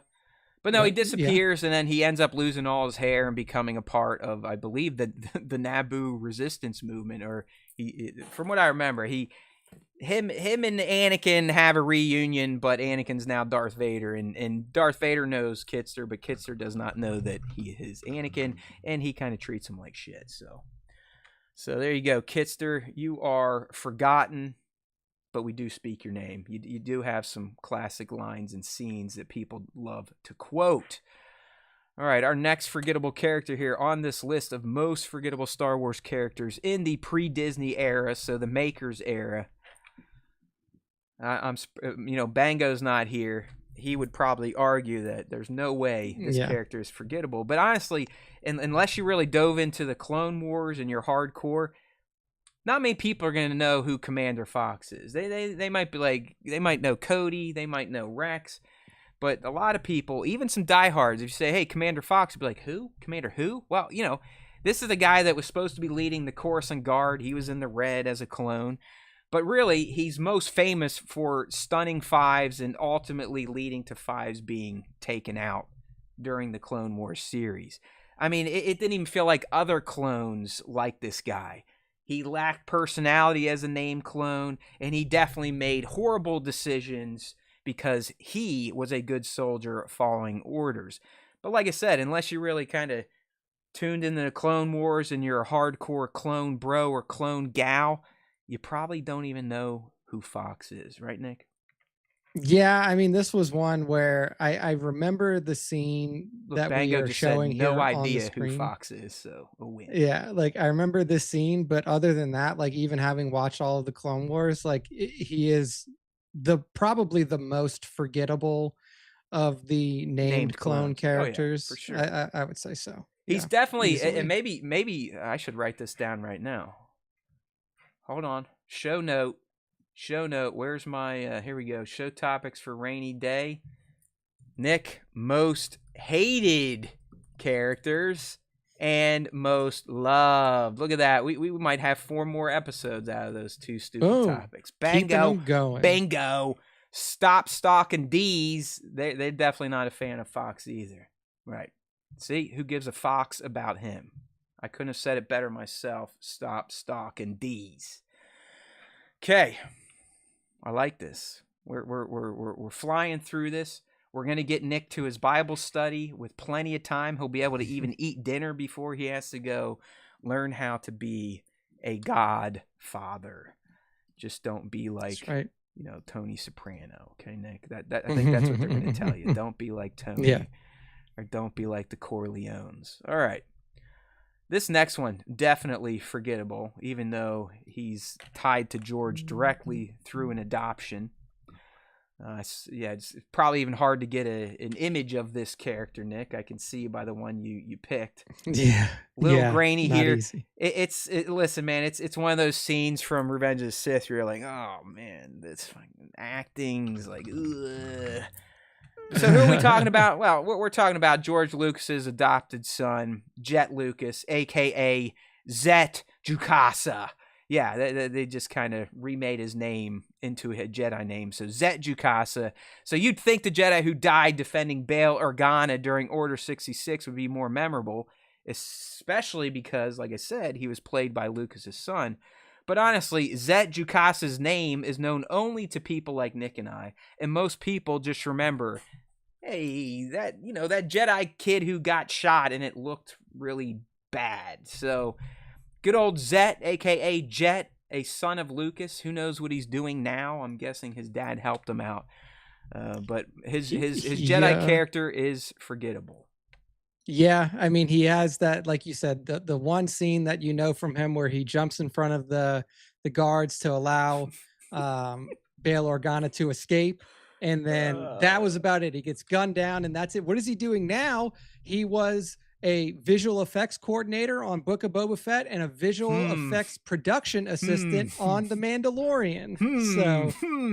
I wonder how he. Who gave him a reference for those jobs. Huh? Yeah. So it looks like he's trying to make his way. Or I don't know what he's doing now because that was 2021 Book of Boba Fett 2019 8-episode visual effects production assistant for Mandalorian season 1. So his dad was like, "Hey man, can you go just do some shit, and then I promise you can go back to your trust fund after." So I think that's where we're at.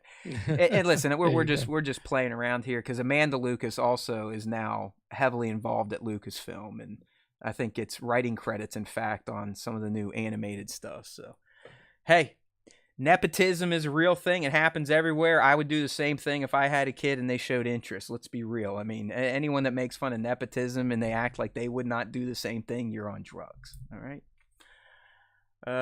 Yeah, Bango, you are killing it in the chat. I just can't share some of them on the live stream. So, that's another reason to join the live stream chat. You never know what's going to be flying in there. But I also like this one from Stop, Stock, and D's. The faster and more intense was the direction given to Jet Lucas. And yeah, that pretty much how it looked. So good call there, SSD. I like that. Okay, Nick, I think we're about to wrap up our list here. We got one more character from the pre-Disney era. And I do think some people are going to give us gruff. But again, as this character was presented in the mainline movies, just like, oh, there she is, literally gets a whole frame of a scene dedicated to her, and then nothing is ever said again about this character. She's never seen again in live action, and we really don't know her true fate because some people think she died in the Clone Wars. Other people will go to what Beckett said in Solo, saying he took her out. So who are we talking about? Have you guessed it yet? It's none other than the lovely, pure white lady in orange, Aura Singh. And like I said, Nick, she gets that spotlight in TPM during the Boonta Eve race. She's standing on a balcony watching it. It was clear that George wanted people to go, oh, who's that? And then literally never see her again. Ever. Never see her again. And I would have liked to because I again, this alien build is right up my alley. Long, skinny fingers, a girl with a shaved head and a ponytail. and I have to say, kind of that apple bottom that men tend to get into. So, Yeah. but yeah, Aura, I mean, she definitely had more life in the Clone Wars animated series, but even there, her fate kind of gets changed through the Solo movie. So a lot of people forgot about her. You know what's wild too? Well, thank you first off to Shroom for subscribing, becoming a member of the YouTube channel. Thank you so much for the sub.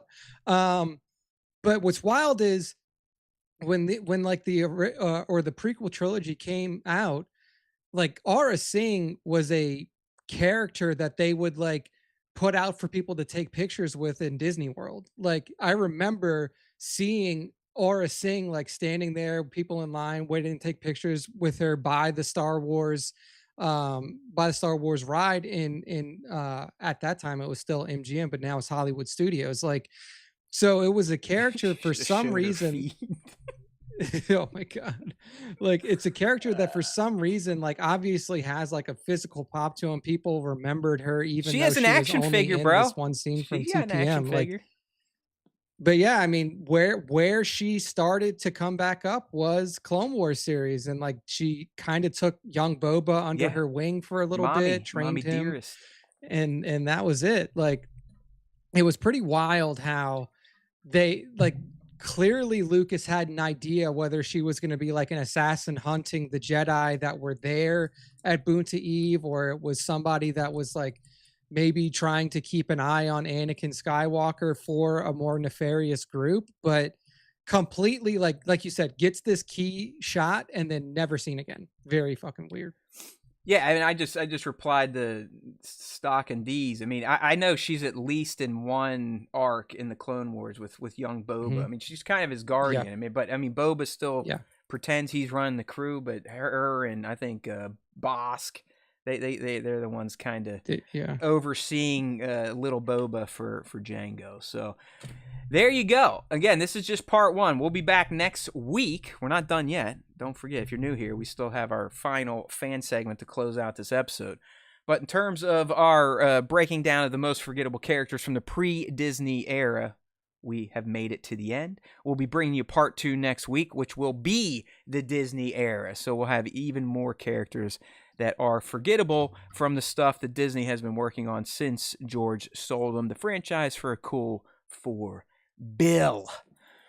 All right, but like I said, we are not done yet. As always, we close out every episode of the Star Wars Time Show with a segment dedicated to our fans. There's 2 ways to get involved. We have the question of the week responses, so we'll put out a prompt, typically on Wednesdays, a few hours before the show. You just got to be checking us out. Have your notifications on for our content on Instagram, YouTube, Twitter, Discord. This starts to happen towards the end. I suck in a lot of hot air here, my friends. So get involved. We'll put out the prompt. You have to reply to it. We'll put you up there during the fan segment if we get the feedback. All right, let me go ahead and switch some screens around. We'll do one of these and then one of those. Okay. All right, looking good so far. Nick, let's go ahead and kick off question of the week responses. And this week's question is who is your most forgettable character from the prequel and original trilogy eras? Go. All right. First up, we have, I think, Bango. Yeah. Yep. Bango right here from the prequels. Damn near everyone who wasn't also in the OT. For the OT, I remember them all because I'm a real one. Okay. All right, Bango, top guy. You didn't know who Torrin Farr was, you son of a bitch. All right, next. All right. Next up, we got 2797 Studios. Mr. Bat says, I forgot. An appropriate response. There we go. Mando Mugshot says, if I named one, he is obviously not very forgettable. Even the background characters in both trilogies were interesting. They were so well designed and have such rich background stories brought to life through comics and novels. Such contrast to the boring beige aliens from the sequels and Andor. To name, too many to name.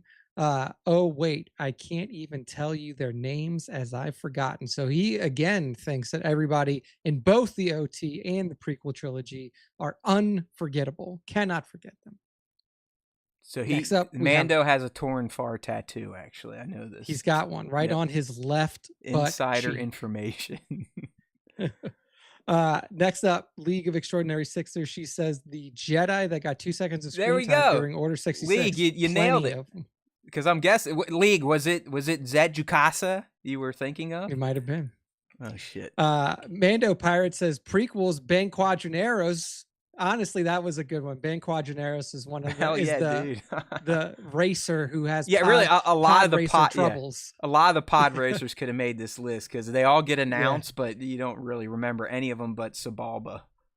Yeah, and then he says the OT Bosk. Yeah, I mean Bosk is one that we've come to know now thanks to Clone Wars and extra content. But Bosk was the coolest looking, in my opinion, the coolest looking of the bounty hunters on the bridge during the ESB scene. But obviously got absolutely no screen time after that. So, and then Big Dizzle Niz. So this is B Matt. He says the dude from Andor season 1 that was snitching on Cassian because he was jealous. It's Tim with 2 M's, bro. How could you forget that? Tim with 2 M's. That's right. Dude is so forgivable. I can't even remember his name. Tim with 2 M's. I hate that guy. Michael Kramer, Mac122198 says Dexter Jetster. So that's the diner. Obi-Wan. Owner. Yep. He's got 4 arms. He's pulling up his pants with one hand while he's hugging Obi. He's actually scratching his ass, and he's a freaking chef. Scratching his so that's disgusting. Good point. Hold point. on. And then, Time out, young Nick. We got Bango coming in. He's wanting. I know we've kind of gotten away from the leaderboard throughout the cast. I was going to mention it going in the fan segment, but because I have holes in my brain, I forgot. But Bango is just making a play to retake the top spot by saying, I don't know her name, but the endowed Twi'lek who gets smoked and rots is unforgettable because of her great character development. Yes, Isla Secura, you nailed it. But let's check the leaderboards real quick. Remember, people, YouTube now has leaderboards for live stream chats. You get XP for chatting and for super chats. Right now in our horizontal feed, the breakout is Bango retaking the top spot, then Based and Brazen, then League coming in 3rd place. In our vertical stream, which has a lot more activity, at least people watching right now, but only a few chatting, our top fans are number 1 is Genko, Red Dog, and then James W coming in at 3. So as always, thanks for playing in the chat. If you like gamification, YouTube has brought it to you. Get that XP. I like Jedediah Harper. Star Wars is cool. The best one was Deep Space Nine, but you rarely see people mention it. I totally agree. It's very true. Totally agree. Very true. All right. And did we get Phil's comment, Nick? No. So we still have Phil's or Divided Skywalker says, I forgot. Sorry. So Divided, thank you so much. And then Phil says they're forgettable. How am I supposed to remember them to answer your question? Very good point. So next week, for the regulars, I do appreciate you always playing with us, because without you all, we would not have these other segments, because listen, we get buried by algorithms. It doesn't matter how many of you tell me, how many of my friends that don't like Star Wars tell me that what we do is sometimes entertaining and considered good content. The machines have decided once and for all that we suck. So, likes, subscribes, shares, tell friends, keep it going. All right, we'd love for more interaction outside of our diehards, but don't take that personally, diehards. You are why we exist. You're why this live stream keeps going. All right, so Nick, we're going to move into the final part of the fan segment, which is something you curate meticulously throughout the week over on Instagram at StarWarsTime.show. Use hashtag Star Wars Time Show. But more importantly, if you want consideration for the top 5 Star Wars fan artist feature segment, you have to use ad tag at StarWarsTime.show. And I don't know what our announcer was on this week when he cut the promo, but we may have to fire him because I think he was drinking on the job, because the way he talks about the top 5 is very, very inaudible. Okay, check it out. Okay, Nick, so good. Let's go ahead. Let's check out your selections for the top 5 this week. Let me get some screens flippity-flopped. Okay, there's that. There's this. All right, you're There's ready to this rock one, and roll. here's this one. All right. So to kick off the top 5 this week, we have Toy vs. Rick, and Toy vs. Rick is giving us a look at so many forgettable characters. Look at this. We got Ayla Secura on there. We got Shak Ti on there. We got Plo Koon on there. We got Kit Fisto on there. All the forgettable Jedi masters of the prequel Mullet, trilogy, Kenobi, right? Luminara. Yeah, I mean, listen, this is the AOTC lineup right here. It is. This is the battle arena bros. This is them coming back from the battle arena and doing their social influencing, right? They're taking Yoda's taking the shot right now. All right, come on, Jedi, we gotta post this on TikTok. So he's taking the shot. He's like, let's go. I mean, there we go. But hey, I mean, Toy vs. Rick, it's an awesome setup for sure. You got Mace Windu in the front, and then you got the V going towards the back with all of the members of the Jedi Council. And even if they're there by wish of Palpatine, because Anakin's in this shot too. So yeah, it's an awesome prequel Jedi shot here for sure. Good use of lightsaber effects. Stock and D's is still playing forgettable characters, and they're doing a good job. Klieg Lars would have been a good one. Tion Meaden, a good one. I like it. Poggle the Lesser, not a bad one. I like it. Poggle, not bad. Poggle's Not bad. D's, you're hitting them. He knows. Poggle, right. Like, I love Poggle when he was flying his little ass around on Geonosis. Yeah. I like how they talk. The Geonosian speak is fantastic. Yeah, it's Swahili, essentially. Yeah. Good stuff there from Toy vs. Rick on Instagram. Make sure to follow. Next up, we got Rippic Tan. Rippic __ Tan. Neil. And he's giving us a little Neil. That's right. That's everybody's favorite character from Skeleton Crew is Neil. And Neil is hanging out with some pretty famous people here. The New Republic, man. Yeah. You see Leia, you see Harrison Dooley, you see Chopper, you see C-3PO. Neil has made his way into the galaxy, and everybody loves Neil. He's telling stories, right? The caption. And then it blew up, and I crashed. And that's exactly how Neil would tell the story. I do love this shot because this is something that could happen based on how Skeleton Crew ends. We know At is now discovered, at least by the New Republic, and probably everyone else in the galaxy.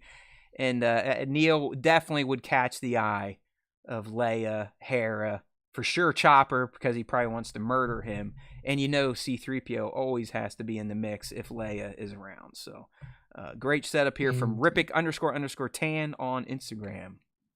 Good stuff. Next up, we have Utini Toys. Utini _ Toys on Instagram. And they're giving us an awesome shot of a scout trooper on a speeder bike.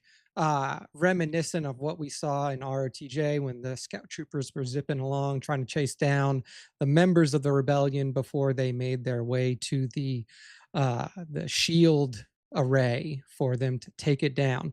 Good use of water effects too, like the water coming up, the droplets of water caught in frame. Awesome post-processing or post-effects on the gunshot.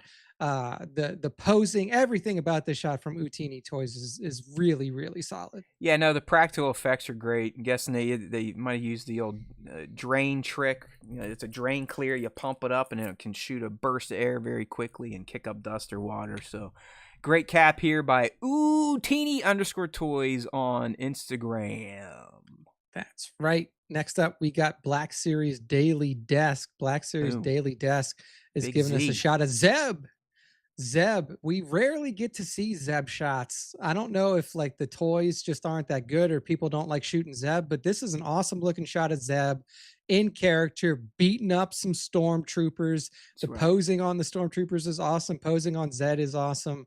Like the Dio that they use. This feels very, very true to Star Wars Rebels, if you've seen the cartoon series. So really enjoying this setup. Yeah, I mean, Black listen, Series Daily Desk. Zeb was their heavy, just like Chewbacca was the heavy for Han, Leia, and Luke. Yeah, I like Zeb, and listen, we know we're gonna get more of him in the Mandalorian Grogu movie because for whatever reason, in the Ahsoka series, with all his other Ghost crew mates, he just didn't make it. Wasn't included. It's like, okay, yeah, he just. Didn't make it. Yeah, they didn't have the C. He's in the fucking New Republic Navy too. It's like, yeah. It's like, guys, what's Nah. going on? Dave, did you forget? They Yeah, didn't it's have like, the come on, budget for bro. the CGI. Come on, They dude. did. Yeah. But yeah, good stuff here from Black Series Daily Desk. All one word. I'm losing my voice. Go. That's right. And to close out the top 5 this week, we have Quick Picks Toys. Quick Picks Toys giving us an awesome look at Han and Chewie in front of their baby, the Millennium Falcon. And this honestly looks like a Millennium Falcon shot or a Millennium Falcon rendering that looks like it's based off of how it's placed in Black Spire Outpost. Yeah, I think it's just concept art for Galaxy's Edge. Is the from background. Galaxy's Edge. So like they use that well. Good posing on Han and Chewie. And man. I mean, just an awesome looking shot of Han and Chewie sitting in front of their baby, the Falcon, while they're just hanging out on Black Spire Outpost, getting some spotchka and some Ronto roast. I was gonna say some Ronto meat. That's right, man. Good stuff here from Quick Picks Toys all around. Do you have your annual pilgrimage to Disney set yet? So we do not. We don't have a Disney trip set this year. You skipped last year too, didn't you, or no? We went early. We went in January last year, so early times to go. But we did make it out, and then this year our trip is we're going to be doing an Alaskan cruise in August. So Alaskan cruise, I will be out 1 week in August for an Alaskan cruise. Check that out. But we may be planning a trip to Disney Tokyo next year. Ooh. So just trying to see if we can fit that in. Ooh, so that'll be fun. That'll be fun. Guy. We'll see though. Bang! But that's I wonder what the tariffs are doing to the imports of Ronto meat. Oh, they're through the roof, Bango. Yeah, you wouldn't believe it. I heard the admin they put like a 300% tariff on galaxies far, far away. So you better watch out. That's right. That's the end of the top 5. That's the end of our show for this week. So Matt, go ahead and close us out. You got it, buddy. I think we're going to have to add a new thing to our closeout now that we have leaderboards in the chat. So just to put a nail in it or a pin in this week's rankings for our live stream chatters. Remember, this is all managed by YouTube. You get XP for dropping live stream chats and even more XP for super chats. So in our horizontal stream, Bango takes 1, Based and Brazen at 2, League stays at 3. In our vertical stream chat, the one that's you people probably came to through the shorts part of YouTube. Again, we have, I think, Ganko's still at the top, Red Dog, James W. So this is kind of fun. I like it. I doubt we're going to get the crazy response like we did this week. You never know. But if you like to win, you need to chat. If you really like to win, you need to pay our shills. So come on, empty those pockets, people. We need money to keep the lights on here. All right, my friends, as Nick said, it's time to say goodbye. It's always sad. We had a fun Wednesday with you all.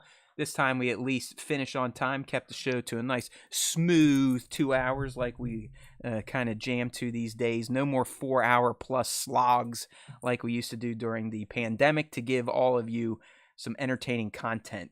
It was detrimental to our souls and the show because I think in those 4-hour slogs we used to do, I pretty much chased away our initial audience. So can't ever get that back, my friends. That's why we keep Matt limited in what he says on a live show. But it's always my pleasure to be with young Nick talking Star Wars and, of course, hanging out with you all in the live stream chat. Those of you that kind of stumbled into this trap through shorts, hopefully you want to stick around. So consider subbing to the channel by going down below. Click on that little button. Or if you want to be like Based and Brazen or Bango or some other people in the chat and you want a Vader cat next to your name and special emojis like the Vader trophy I saw Base throw out, consider becoming a channel member for as low as $1.99 a month. You can get access to some cool stuff for the SWTS lives. All right, my friends, it's been real. Next week, we'll be bringing part 2 of our most forgettable Star Wars character series, At Your Faces, and we'll be covering the Disney era. Ooh-ah! Don't forget, there's always time for Star Wars Time. And if you listen to the Star Wars Time show, the Force will be with you always.